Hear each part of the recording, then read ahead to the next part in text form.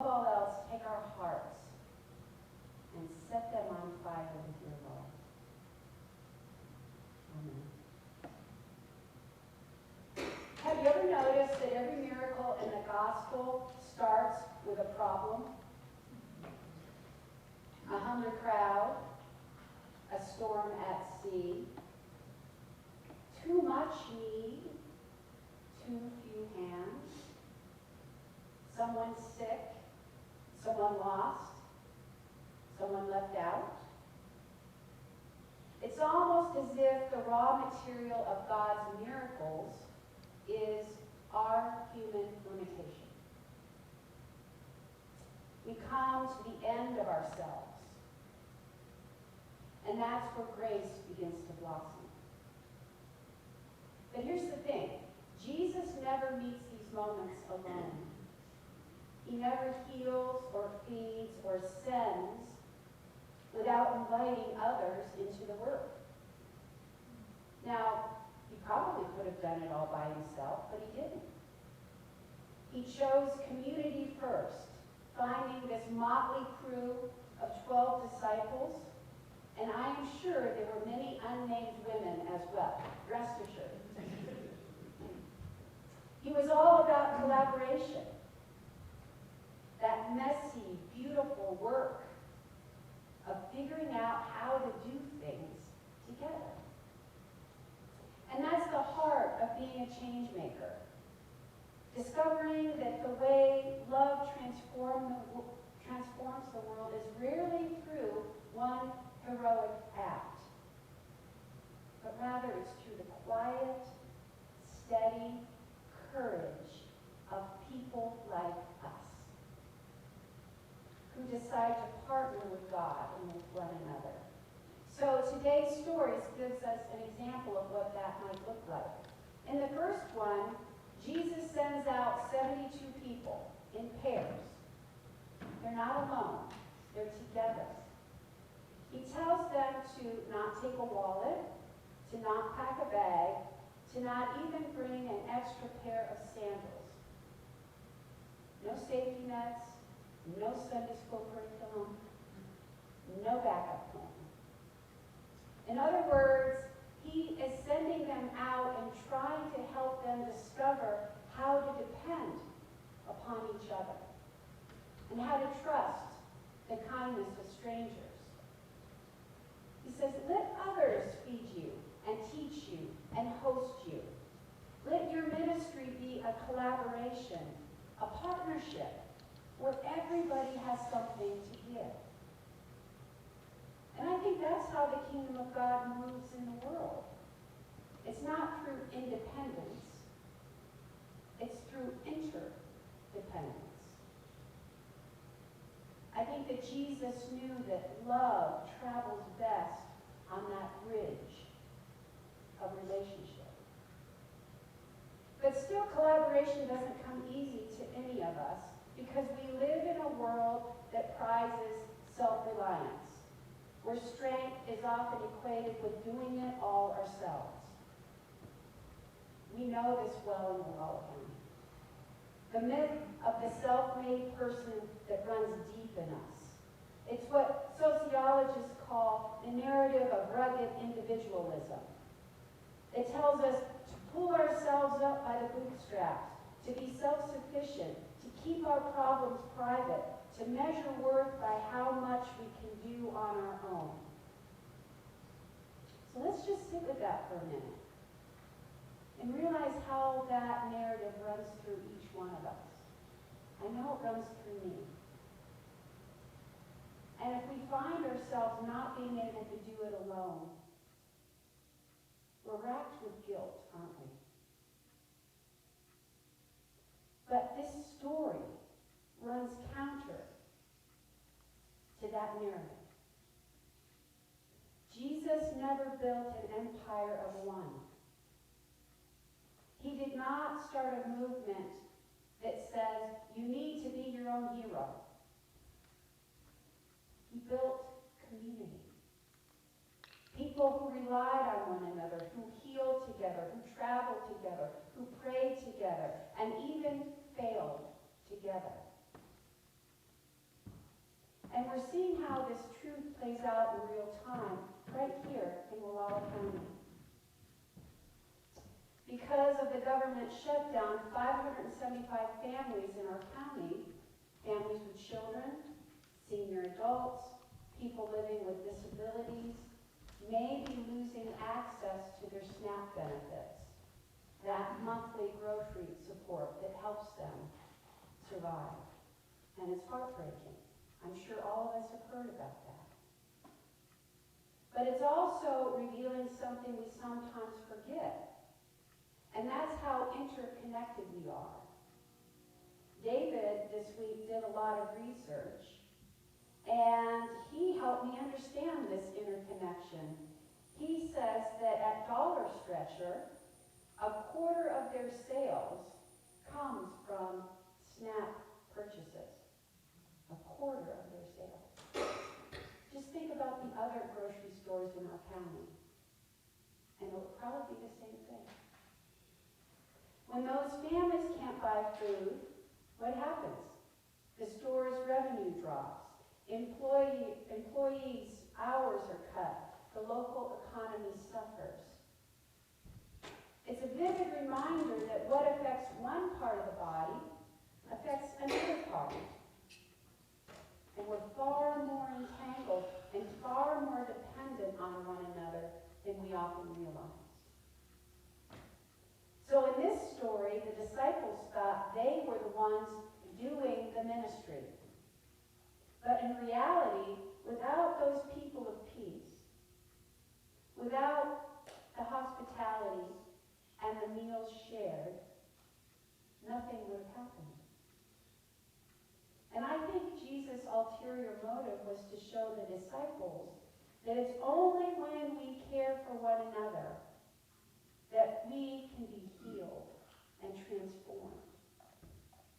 When we come together to problem solve, to care, to advocate, to feed, we rediscover the truth of the gospel, that we're all God's beloved children, and we all belong. Because God's abundance is revealed not in isolation, but in relationship. Those loaves multiply when we start passing them around. So let's look again at this story of the feeding of the 5,000. When Jesus looks out at this hungry crowd, we know that his heart breaks.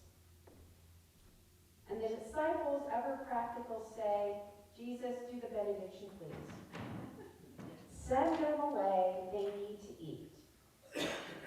But Jesus turns the problem right back to them and he says, you do it. You fix them supper. And they protest. Are you serious? It could cost a fortune. But Jesus doesn't back down. He asks, what do you have? What do you have? Take an inventory. They come up with 5 loaves, 2 fish. Anybody who sees those crowds know that 5 loaves and 2 fish are not enough. But somehow they are. So Jesus takes what they offer, he blesses it, he breaks it, he gives it back to them, and they begin to share. And abundance happens. Because everyone begins to share. Mark's gospel says the people sat down in groups of 50s and 100s like a patchwork quilt of wildflowers spread out on green grass. That's a beautiful picture of collaboration. And so here's how I think it might have happened. Everybody spread out in those 50s and 100s, see people reaching in their own baskets. I wonder what I have here. They have 5 loaves, 2 fish. They're sharing that. What can I share out of my own basket? That's the miracle. Ordinary people working together, each sharing what they can, and discovering that God's generosity, when we reach in our basket and find something, miracle happens. But for Jesus, this collaboration wasn't just practical, it was spiritual. It's how God's kingdom flesh in our world. Because collaboration redefines power. It puts people on equal footing. It teaches mutual trust. It's a way of saying, look, I don't have everything. And that's okay, because you have what I lack. And together, we have enough. Now, that's not weakness. That's wisdom. And that's the way of Jesus. And we've seen that wisdom come alive right here in our own community. I'm going to say it again. We've raised funds for this kitchen expansion and resiliency hub. And that dream is no longer just an idea, but it's something that's being built through shared effort and shared vision. We've received grants from organizations who believe in what we're doing. Over $100,000 in grants. All of you have reached deep into your own baskets and said, oh, I have this that I can share. And even our builder has caught the spirit of collaboration. That team is excited of the gift that this project will be to our wider community. So working together towards this goal makes it all possible. And the beauty I see in all of you is that it's rooted in the trust of God's abundance. Reverend Kathy McShane says this: find your people. Make partnerships. Every small act of kindness and generosity changes the world in some way.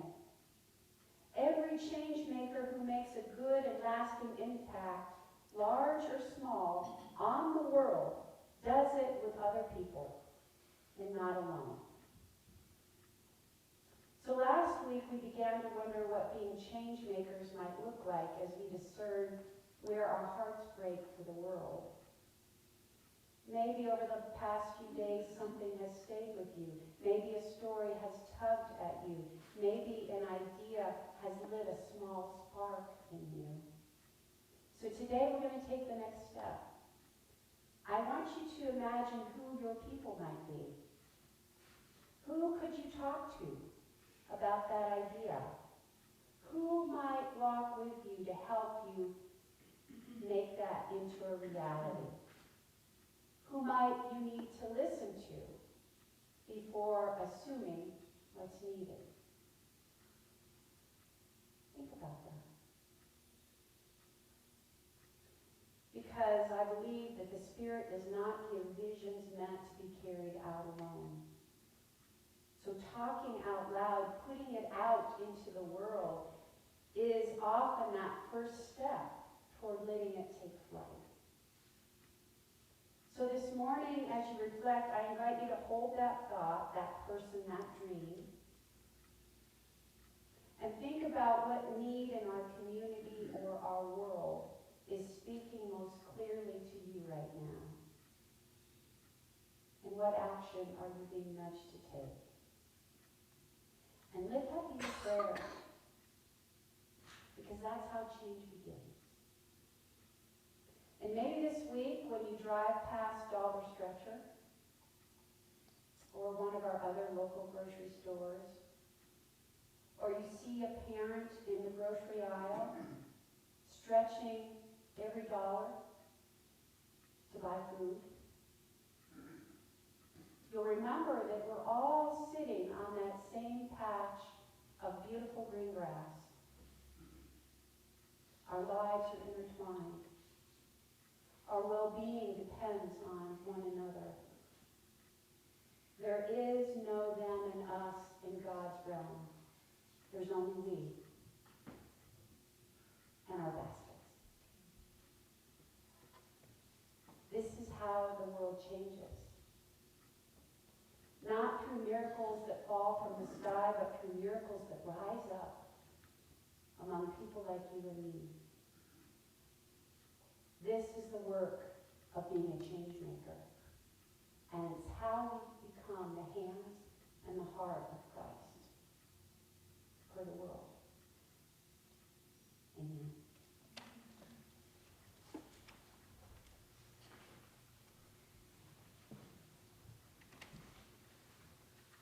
As we prepare for a time of prayer, let us sing, Let Us Be Makers. To the